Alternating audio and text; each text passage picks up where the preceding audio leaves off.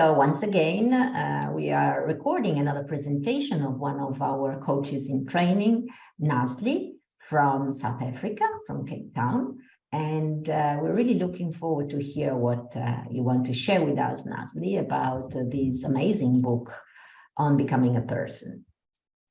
Awesome. Thank you so much, Christina. Thank you for allowing me to present this very special book on becoming a person. I'm hoping that we can really engage post the session because it really resonated with me. So I'd like to start. I read the book as part of my book review, as part of my studies to become a coach. And it's definitely one of those books that I'll take along with me.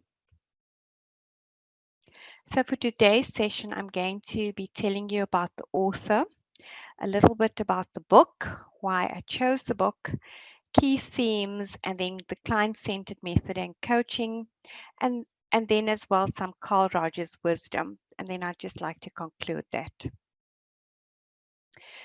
So about Carl Rogers, who was he?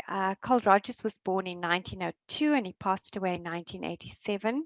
He was an American psychologist who really was one of the founders of the humanistic approach. And he really put the human being and person at the heart of his work.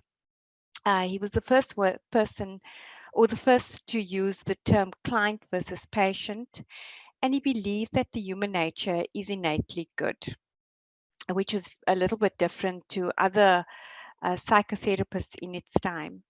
His work also became the backbone for modern day coaching, and you'll see that in terms of the clear alignment to what we've recently or what we've been taught during our time going through our coaching qualification. So about the book, On Becoming a Person is not a single piece of writing, but a collection of his pieces. The book that I read was the 60th anniversary, and the book really takes you on a journey. So it's not it's a series of his work, and he really shares his experiences in helping people to discover their path to personal growth through an understanding of his own limitations and potential. Initially, I must admit, the book was a little bit difficult to read because it was written some time ago. But as you start doing some research, you really realize that it resonates with, especially if you're wanting to help people and understand human nature and what people need, and specifically to coaching. So why did I choose this book? I remember when we were busy choosing the books, Christina said, sometimes a book chooses us. And the book was really a personal invitation to myself, just looking at trusting and accepting a part of my being in terms of who I am and who I'd like to become. So what does it mean to become a person? According to Carl Rogers, we are born with a drive towards self-actualization, an innate need for growth. But as we go through life, certain experiences, good and bad, starts building layers around us, steering us away from who we ultimately want to become. Until we accept ourselves completely, can we find who we truly are. In Carl Rogers' words, the curious paradox is when I accept myself just as I am, then I can change. So reading that and how it related to me was that I'd probably say about 2 months ago, I started delving in doing a coaching session with one of our coaching partners, and going back and listening to that recording, oh my gosh, I was filled with so much judgment. I was so negative. The words trust and control and judgment just hung over my head. And I really, really had to unpack it and really go easy on myself, thinking that, but what am I going to be doing differently, you know? And whilst reading this book, it really sat with me in terms of that we just need to accept ourselves where we currently are, to be able to see the wisdom, to be able to see the change and the awareness And once that dissipates, it just makes it so much easier to move forward. That's a picture of myself looking up, and it worked quite perfectly in terms of how we often are, the layers that gets built around us in terms of judgment, trust, culture, societal norms, religion, which all sort of creates that barrier around us, and which generates into fear, limiting beliefs. But ultimately, we're all striving to move up, as Carl Rogers said, to become more self-actualized. So the key themes in the book, I'm only going to focus on the key themes and then to look at how it ties in with coaching. The first theme is that this originated from psychology, and according to a book, it's called Humanist Psychology is Existentialist Psychology.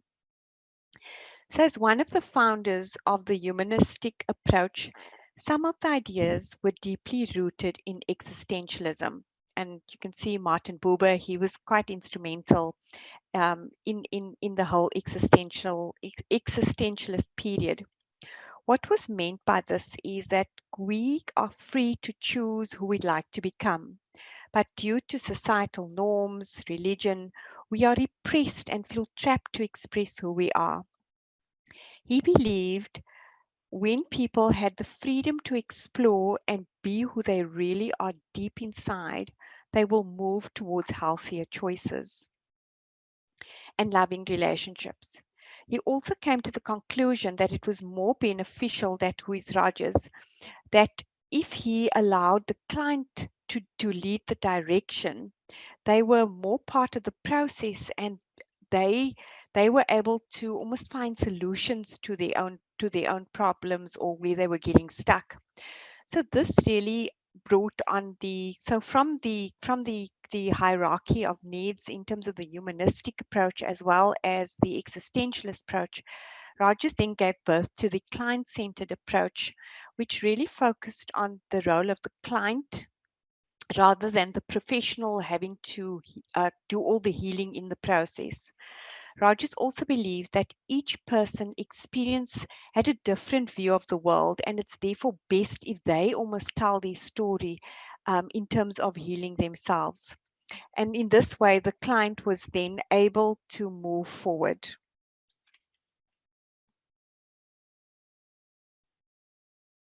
The second theme, which was good relationships breed good people, and this really became the center of the client-centered approach.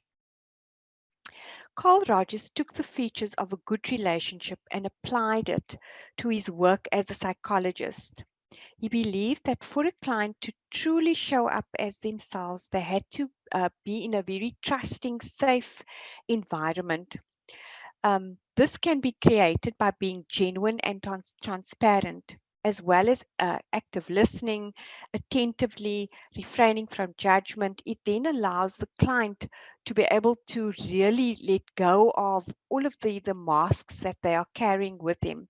But he firmly believed that it was really important that that the environment that he found himself in, or that people needed to explore who they were, that need to be in place.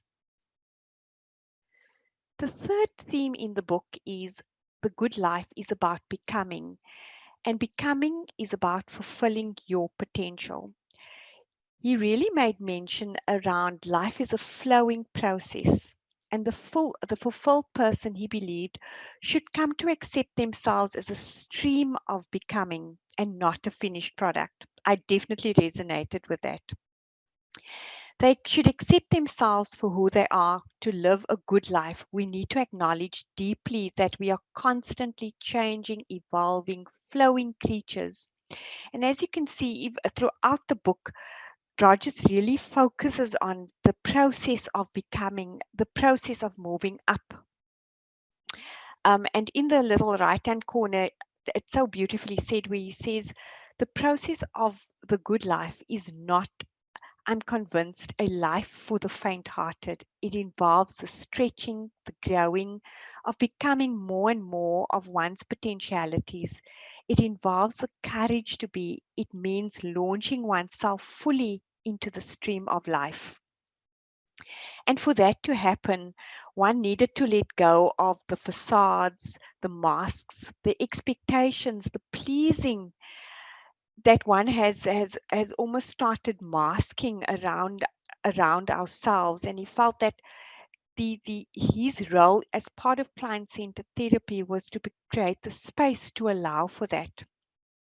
But also what he did was he almost created a checklist for people so that before they moving into the process of becoming, they needed to almost follow this a few steps, which was to take responsibility of who they are, to face on challenges, to not be masked by their past experiences, but to really take responsibility and address, to say, who am I? What role do I partake in this situation?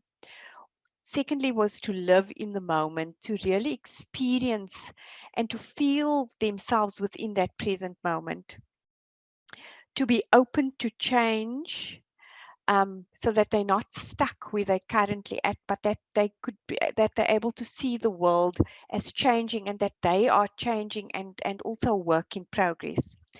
To work through complexity, in tune with themselves, their surroundings, to be open to experiences, new experiences, and then also acceptance for oneself and others, and then also to have self-trust.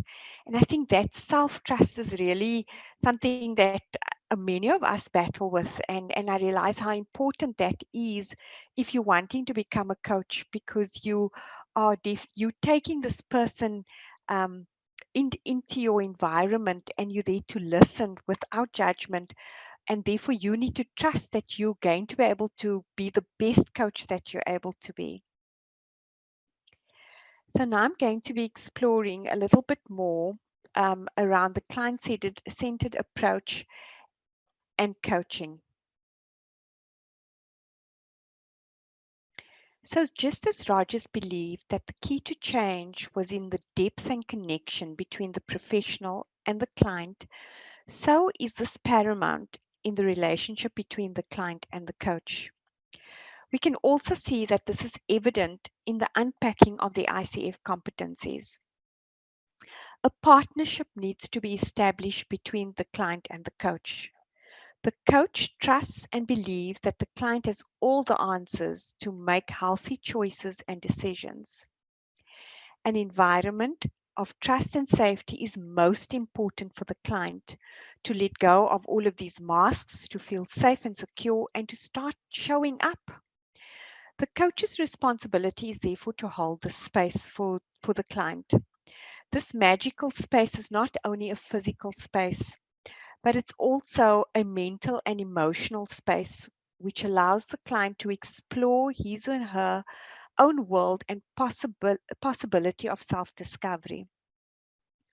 This space does not mean that the coach is there to analyze, to understand, or even give answers to the client, but it's there to reflect back what the client is saying, to be able to resolve questions that they're battling with, because it's only the client who really knows themselves. According to Rogers, he believed that each person is asking, who am I really? How can I get in touch with this real self? Underlying all my surface behavior, how can I become myself?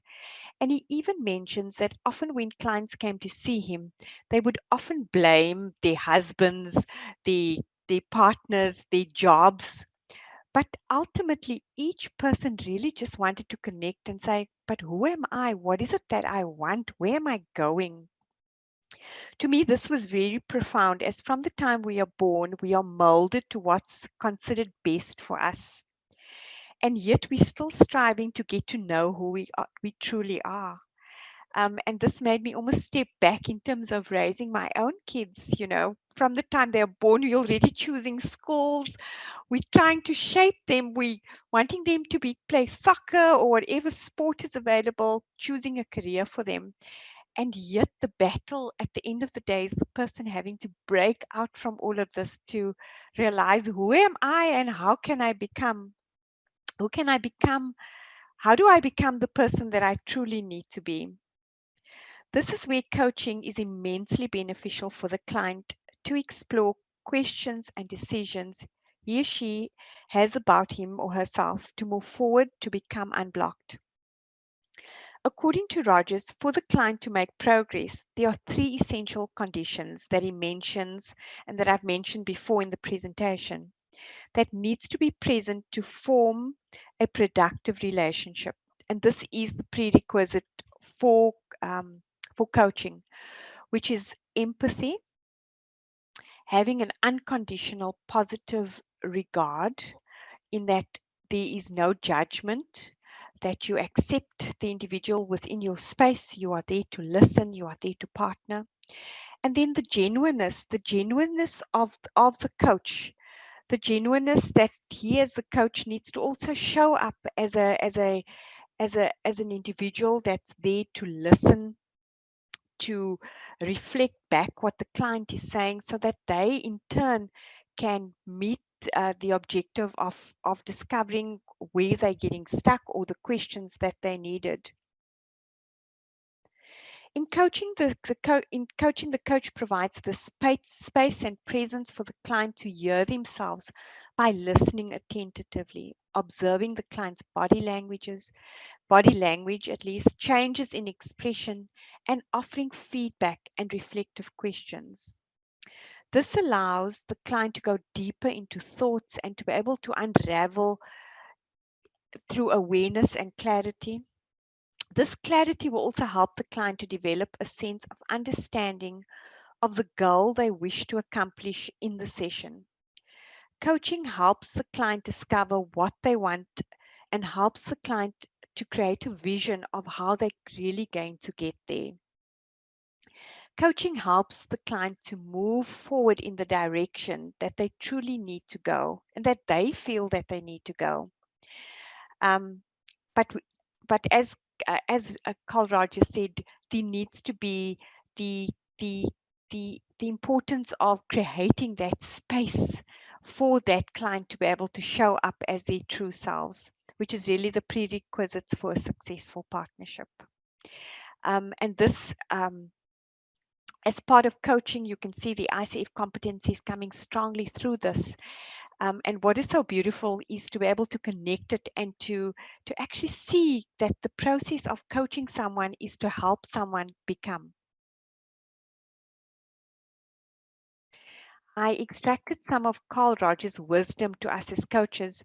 And if you get the opportunity to read the book, there are so many quotes. Oh, I was spoiled for choice with quotes that I wanted to. I think my first presentation, I had more quotes than anything else. I wanted to put a quote on every page because it really resonated with me. And it just, it was just so powerful. And I kept on bringing it up in conversations because I'm thinking, this man wrote this so many years ago, and yet we are still going through the same process. You know, we're still making the same errors in life of as parents. We're molding, we're telling people how they should act. We're using so many self-help books to guide us, and yet there is an opportunity for us to just go deep inside to explore who we are and to be able to share that with the world.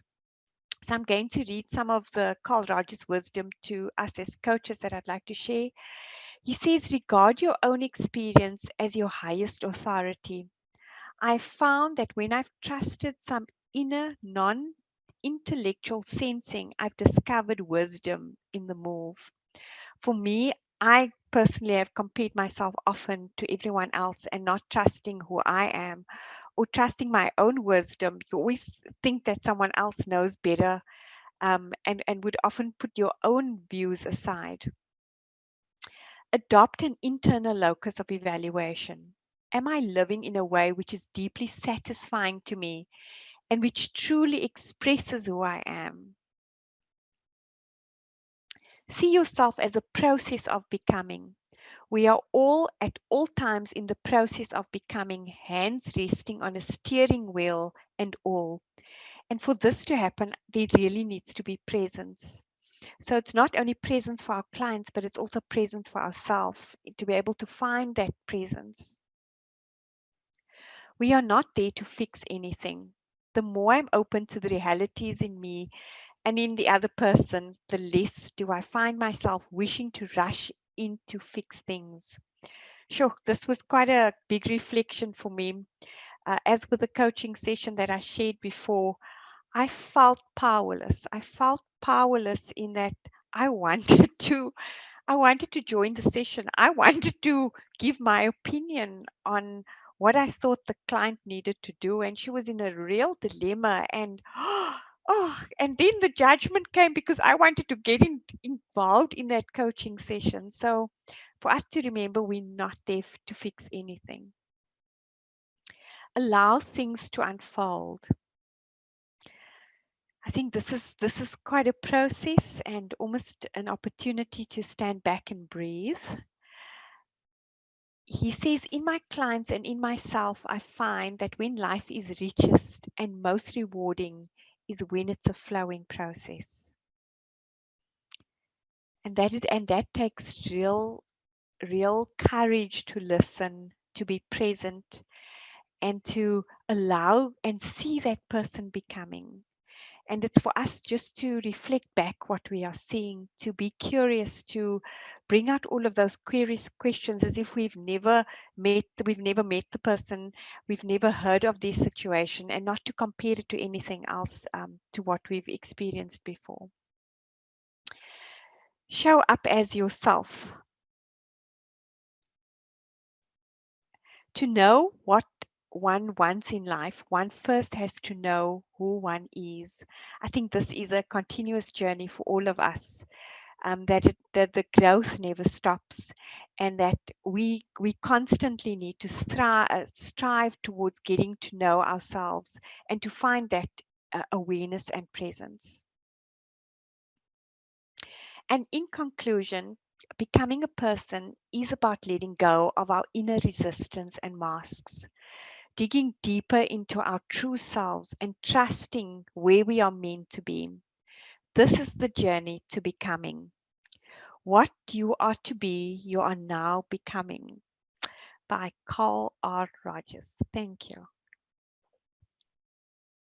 Thank you so much, Nazlie, for your lovely presentation, the energy that you shared with us today, and the beautiful work that you have done. You can stop sharing the screen now, maybe.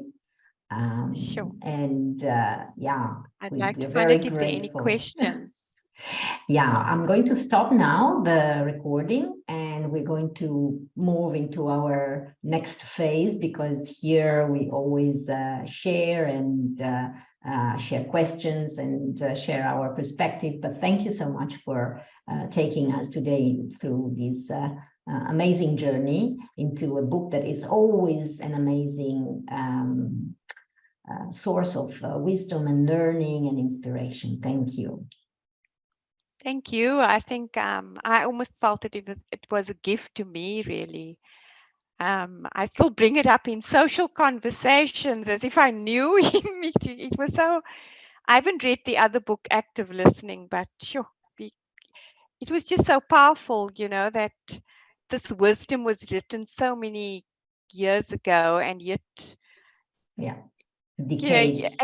As life progresses, we don't take the time to reflect. And I'm sure people can identify what they call a midlife crisis, and you realize how people struggle when they get to a certain age and they start questioning, who am I? Absolutely. Yeah, you're right. So thank you. We'll stop the recording. This is our Sunlight Academy. If you want to become a certified life coach and find out more about our accredited coaching education, be part of our global community and learn about our programs, you can visit our website, sunlight.academy, and get in touch with us. We are more than happy to meet you.